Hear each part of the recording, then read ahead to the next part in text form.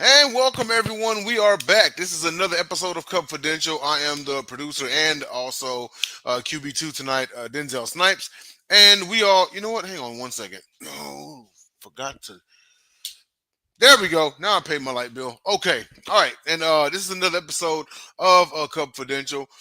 We got our guy Jason in the house. And, just real quick, about a 10-15 minute recap of what went on in the last week in Cubs baseball. Before we get started, check us out or follow us on X. Also, we're on Facebook as well. And also, we have various takes on the Sideline Show, the Sideline Sports Network via TikTok as well. Our guy Jacob Christner runs it with all the updates and all the posts. So be sure and follow us on there as well. Well, without further ado, he's back with us, Mr. Jason Chartrand. Hope I said that last name right. That's how I've been Nah, calling you the whole time, man. it's all good. You don't even have to say the last name. Just say the first name. What's up, Denzel? All right, man. How you doing, man? Not too bad. All right. Well, you know what? Looks like the blue gang is still on the roll while that other blue gang out there on the west end. Oh, hold on a second. Here he is, Mr. Nick Botkins in the house. What's up, play? What's up, Nick? What's up, gang? Hey, What's what's going up, on, man? y'all? Man, it is.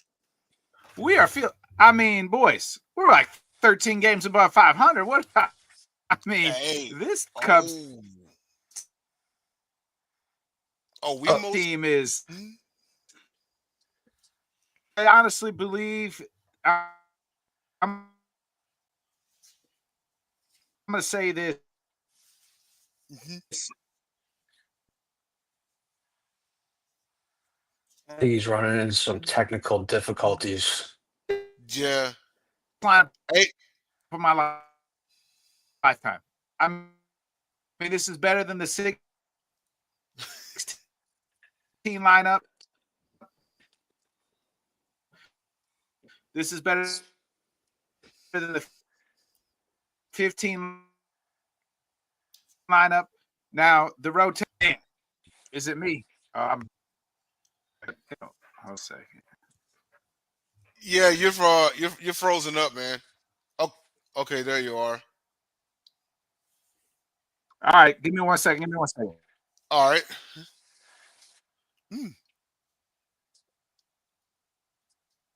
So going on. Well, while he's fixing everything back there, let me see. The Cubs, they are set to. I think this is the series finisher right here. The homestand against the Colorado Rockies.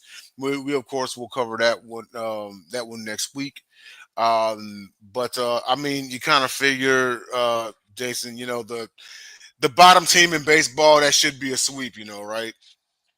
Yeah, I would hope so. Last night was a closer game than I thought it would be, or a lot of people thought it would be. Uh-huh. But we're going to have those kind of games, even against the worst teams. At least that's what I think. But they came out on top and they won, 3-1. So that's all that matters, just getting that W in the column. Yeah, I mean, I can recall a couple of tough ones last season when the White Sox were the bottom team in the league, and and the Cubs pulled it off. Sometimes those bottom teams will scare you, and no, not sitting here saying that the Cubs are overlooking them or anything like that. It's just sometimes whenever you overlook a team, they can jump out at you. But Yeah. we'll get it started with the first one. I'm pretty sure Nick will be back here. So in the series at Miami, the Cubs took 2 of 3. How about that 14-run storm on the 20th? 14-1, they beat them. Your thoughts? Yeah.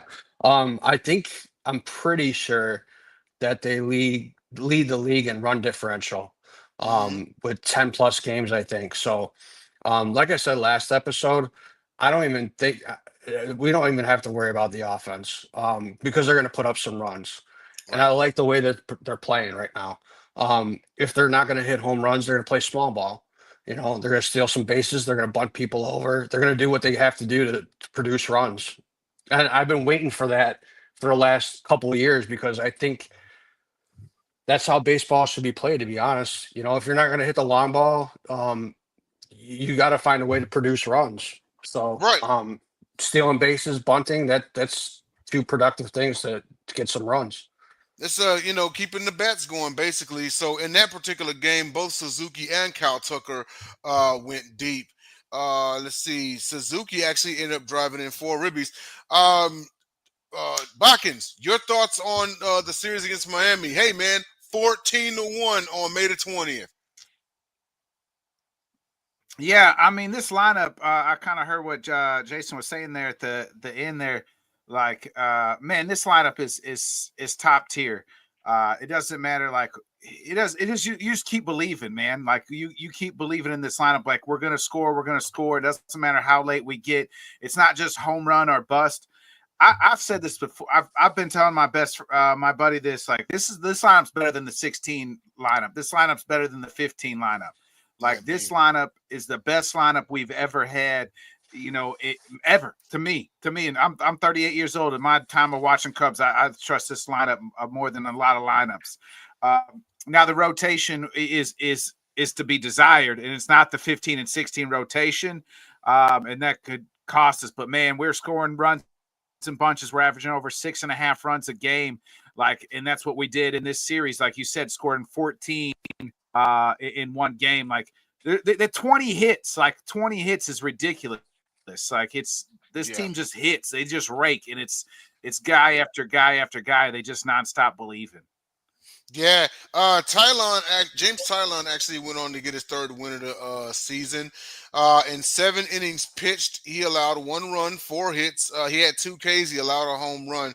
So, I mean, not a bad outing, you kind of figured, but also at the same time, I mean, they put up 14 runs, you know what I mean? But he also did good not to give up a bunch neither. He gave up 1 home run and then another run. That's kind of it. But he went to 3-3 on the year.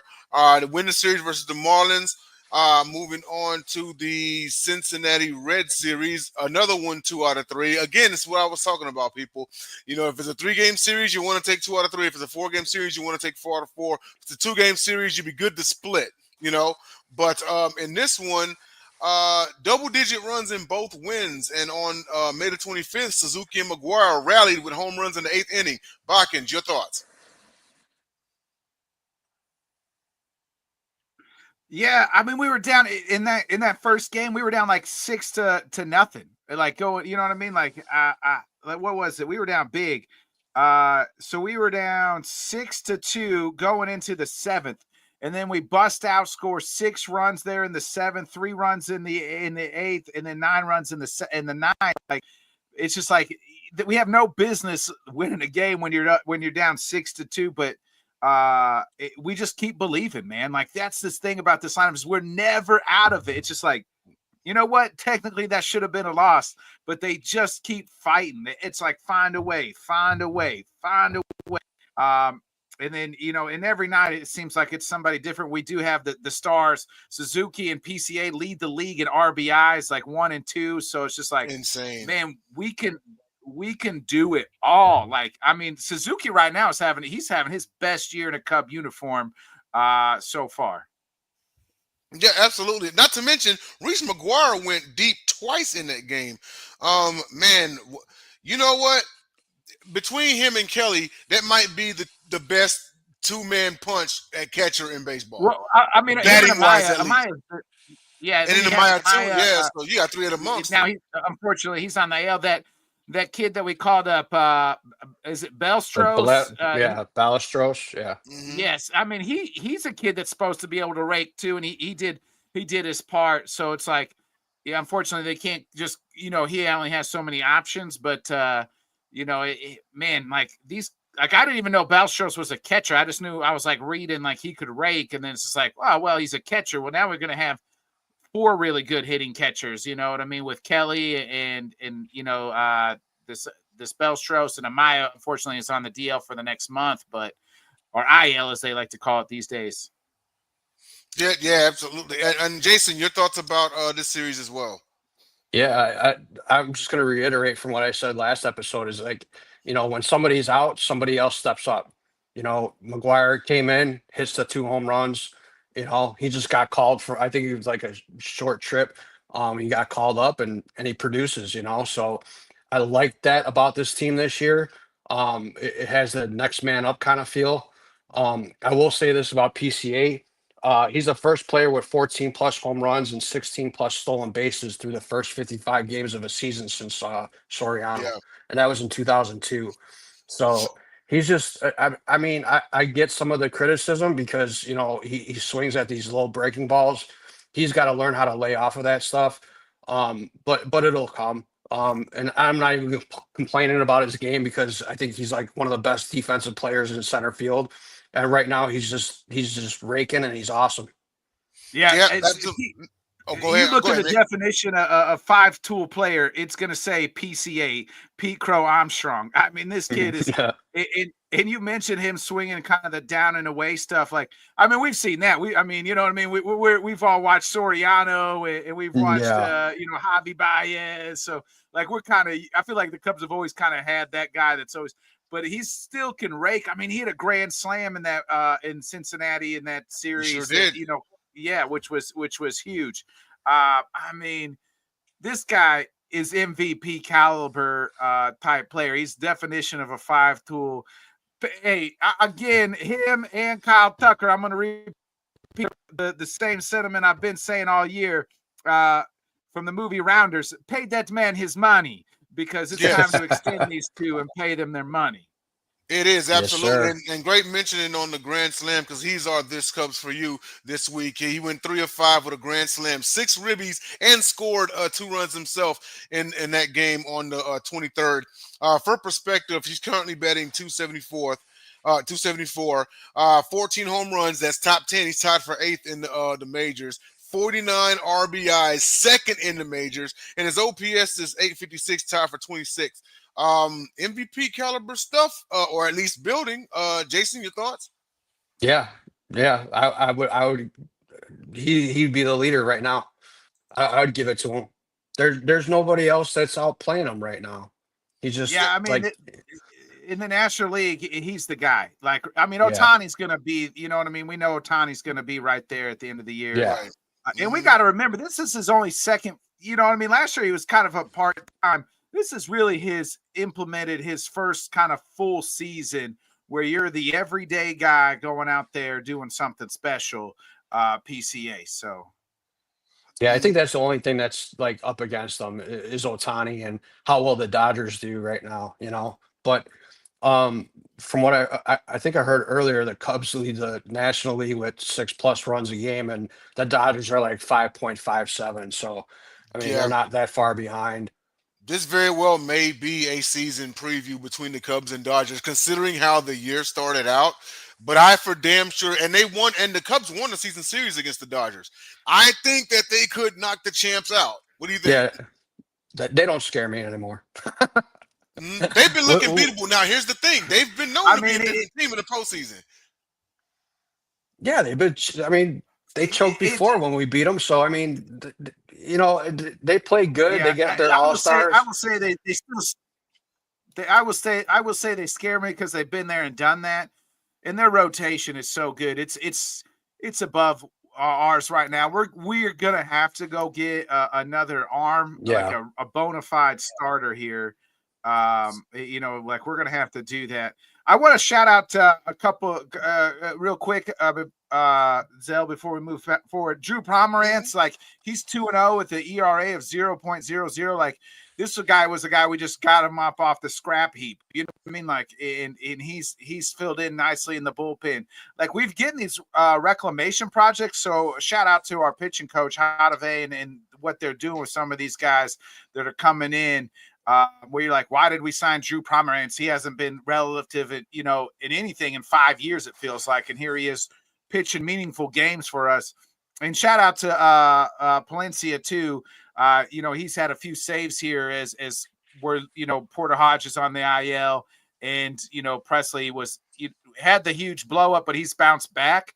But Palencia has been coming in and saving games for us. So like shout out to this much maligned bullpen that seems close. It seems to kind of be getting it together at times. Yeah, no, yeah, yeah, absolutely. It seems like they're kind of putting together at the right yeah. time. Don't It's forget really about Keller too. yeah. Keller Yeah, flexing.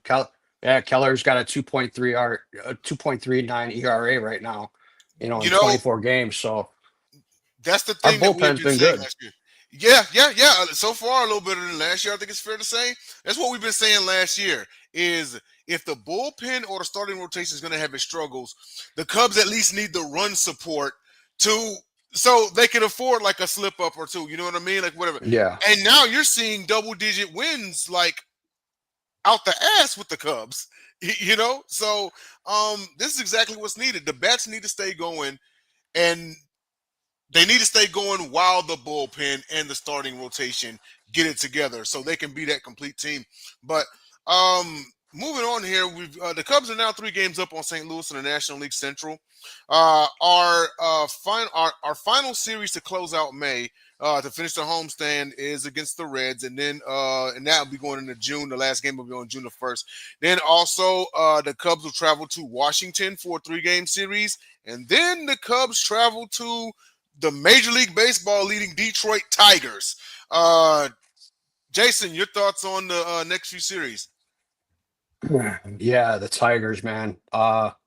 That's a team that's scary. I think last time I looked, they got like 35 wins. They lead the league in wins. Um, they're just super talented, and their whole game is good. Um, and that'll be I think that'll be a real good series, a real good test for the Cubs. Yeah, absolutely. And then Nick, your thoughts about the next few series? Yeah, I think we should be able to beat the Nationals and the Reds. Like we just obviously played the Reds, and then so now we're gonna play them again. But playing the Tigers down the stretch like that mid June will tell us a lot. Like because I'm kind of looking at it too. We also got I passed it up here. Yeah, so we got the Tigers and the Phillies, and then after that, so. That Tigers Philly stretch is going to tell us a lot about this team, but the Tigers are good. I mean, Screwball is one of the best pitchers, and hey, our guy Javi Baez is back, baby, and you know what I mean. Like I'm glad, like you know what I'm saying. I'm glad, like you. I think every Cub fan will tell you there's always going to be a special place in our heart for any player that played on the 26 team, and Javi is one of those guys, and it seems like he's all over. I mean, he's playing the outfield, he's playing the infield for the Tigers, and he's hitting well. So you're glad to see it because he, after last year, it looked like they wanted to cut him, and he was nowhere to be found. And he's, from what I've read, and it's like he's put himself really in some of the best shape he's ever been in. So it'll be nice to see our old friend Javi Baez in that series. Just let's pitch him away, and he'll swing at it hopefully. Yeah, no, absolutely, and now bring us to our outside the of Wrigley segment to close out the show. The Detroit Tigers, they currently not base, they house the best record in baseball at 37 and 20. How far can they go this year? Because you kind of figure, the one that has the best record in the majors, like it's not the Dodgers, it's not the Mets, it's not the Astros, it's not the Phillies or anything like that. Even though the Phillies and the Dodgers getting close, it's the Detroit Tigers. Where did they come from? You know, um, Jason, your thoughts on these guys, man? How far you think they can go? I want to say ALCS World Series. Hmm. Okay That then. and they got who's their manager over there now? I forgot AJ what his name Hinch. is. Yeah, I mean he's Yeah. a veteran, so he knows how to put together a team, get the best out of his team. So um I could see him going pretty far in World Series. Yeah. Nick, your thoughts? How Yeah, far can it's they go? crazy. Since the second half of last year, I went to the last game in Detroit last year right before the All-Star break. It was the last game before the All-Star break, and the place was pretty empty. You couldn't have told any fan in there that, hey, this team is going to go on a run in the second half, and then the next season be the best team in baseball. Like I don't think anybody would have believed you, That's and true. here they are. Like they got hot. They figured it out the second half of last year. Remember, I think they made it to the ALCS last year. Remember, They did. so like it's like they're good enough to do it and maybe even make the World Series. Like that's how good they are. AJ Hinch is like you said, their manager. He's a guy that's been there, done that. They play in a pretty tough division. The Guardians are right there. The Royals are really good. So The Twins. um, the Twins are pretty good. Obviously, everybody but the White Sox are pretty decent in that division. In fact, pulling up the standings, everybody is above 500, but the Sox. So, Yeah. and they're 6 games above Cleveland and Minnesota, and those guys are 5 games above 500. So that shows you how good the Tigers are. Now they haven't quite played people in their division as much yet, so that'll come down a little bit, I think. But the Tigers they got a good enough team and a good enough manager. And like I just talked about to our guy Javi, and one of the best pitchers in baseball to possibly playing in the World Series. Isn't it funny how at one point last year, I think we all agreed that the AL Central was like the sorriest division in baseball, and now here they are as the toughest division in baseball 1 year later. Yeah. Like you said, every single team except that team on the south side is above 500. The crazy part about it is Kansas City. So Kansas City is the 4th place team in that division at 29 and 27, and they have almost double the wins as the White Sox. Yeah. Almost double the wins. So like, yeah, KC's got like this 11 game. They're up on the White Sox. I don't know what the White Sox. If you really look at it, Kansas City's 4th in that division, and they would only be they're 7.5 back at the Tigers. But if you put them in the AL West, they would be 1 game. They'd be 1 game back of Seattle and Houston. You know what I mean? So like, and then they would be 2nd in the AL the AL East. So like that shows you like the Central's pretty tough right now. The AL on the AL side. So on the NL Central as well. Only the Pittsburgh Pirates are below 500. Cincinnati is at 500. Milwaukee's a game above. Then St. Louis is 6 games above, and then you got the Cubs. So they're in now. Okay, real quick before we go, which one do you think is a tougher division, the NL Central or the AL Central, Jason? Oh man, I'm an NL guy, so I'm gonna go NL Central. I know the AL Central's tough, but it always seems to be like a good race at the end of the year with the NL Central. And look at what I mean. I hate to mention it, but look what St. Louis has done um, over like the last 20 games. But yet they're still like 3 games behind the Cubs. So that's what tells you about what the Cubs have been doing this year. So Yeah, absolutely. And what about you, Nick? Do you think the NL Central or the AL Central is tougher? Yeah, I'm gonna disagree. I think it's the AL Central's tougher right now. Like, I mean, it's just you look at it and it's just to me that the NL Central's down to 2 teams. Like I know Cincinnati's barely is at 500. I don't think anybody's really buying the Brewers right now. I think it's the Cubs and the Cardinals in the NL, where I think that I mean we just said that they have the best team in baseball and the Tigers, and then you right behind Cleveland, Minnesota, and Kansas City. We just said like they could be winning or tied in other divisions, and like so that shows you how good that division is. So.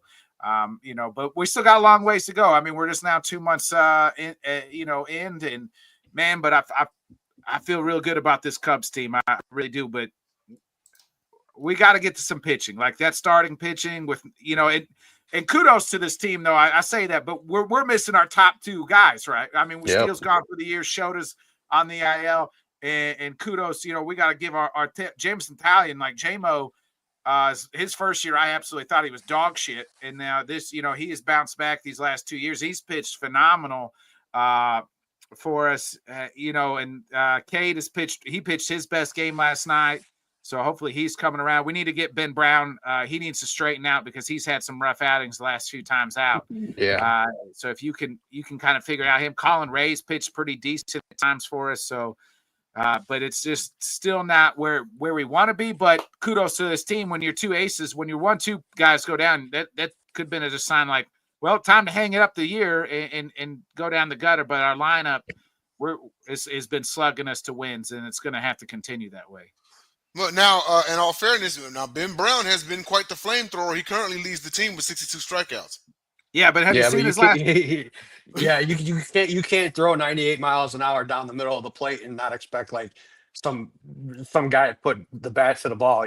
It's just Yeah. he's only got 2 pitches. And that's what Yeah. I've heard criticized of him. They're talking about trying to possibly move him to the bullpen so he could develop another pitch, but he's only got 2 pitches. I mean, yeah, you can friggin' throw 98, 99 miles an hour, but they're going to catch up to it, and that's At what one they've been point, yeah. doing. But Yeah, don't his don't last. forget we're gonna have Go Shota ahead. coming back hopefully soon. Yeah. So that'll be a plus, and hopefully the offense keeps up when he comes back. So I'd like to see Ben Brown go back to AAA if they can when Shota comes back. He should leave Cade in the rotation. This is Ben Brown's last 3 starts: 13 and 4 innings pitched, 19 hits, 16 earned runs, 2 walks, and 18 Ks. So 16 earned runs can't. Hey, we got a good lineup. You know what I mean? We can't be having that. You know what I mean? He ain't giving much of a much of a chance to us to win. So I'm with you. He needs to figure it out, and maybe he is a bullpen guy. Maybe you know what I mean. Maybe this was his chance, and we'll see. Maybe. Cade Horton, he's currently 2-0 on the year. He had his best night last night. He should have got. I mean, unfortunately for him, we didn't score runs while he was pitching, but I think he only gave up 2 last night and went into the 7th or the 8th last night. So it's a game that he should have. Like typically, we score a couple more runs there for him. He gets the win. So yeah, he's got some. I was watching him pitch last night. He's got some nasty stuff, man. Especially the breaking ball inside to the left-handed hitters. Those guys were like, I mean, swinging at that stuff, and it was just nowhere near the plate. And the break on it was amazing. I think he had 6 Ks last night. So, man, Horton's out there throwing flames too. Well, current update, top of the second, Cubs are up 1-0. Suzuki with an RBI double, bringing Tucker in. But that's our show, ladies and gentlemen. Nick, you on the air again later on? Yeah, in about 30 minutes, 8 o'clock tonight, we'll have our Head Kicks and Haymakers, our MMA show. We'll look at just kind of talk all the MMA news throughout the past week, look at this week's UFC card. So it's been a slow week, so who knows what we'll talk about. But 8 o'clock, you can catch me right here on the YouTube channel, The Bodkin Show. Tonight is our MMA. All right. Well, hey, thanks everybody for tuning in to this episode of Cubfidential. I'm Denzel Snipes. That's Jason, and that's Nick Bodkins. Catch the Bodkin Show, Head Kicks, Haymakers later on in 30 minutes. Tune in. We'll see y'all next week.